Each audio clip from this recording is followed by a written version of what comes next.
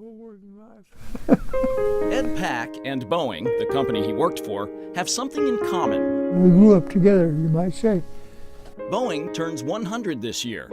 So did Ed. I was 100 on February 29th of this year. A leap year baby. One of the gifts to himself, visiting the place preserving the history he helped build, Boeing Archives. You did this experimental work. That's wonderful. Yeah. Ed always knew his future would be in flight. From the time I was 6 years old, I wanted to be in the aircraft industry.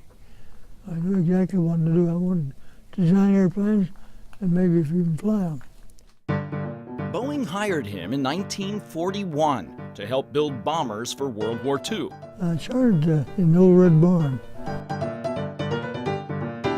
Then he worked in Plant 2, under the camouflage fake neighborhood built to hide the factory from potential aerial attack from the Japanese. Anybody who would drive by wouldn't see any of it.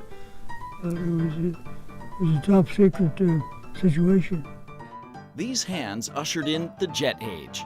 Ed engineered on the B-17, B-29, C-97, KC-97, 707, 727, 737, and the 747 during his 37-year career. This is a treat for me to... It was a real privilege to be on those airplanes. For Boeing historian Michael Lombardi, a visit with this living archive is priceless.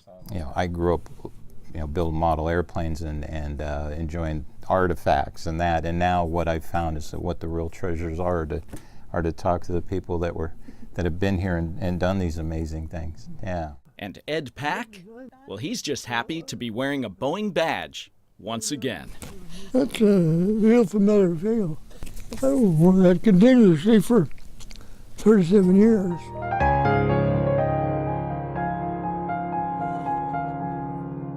It's been a great career for me.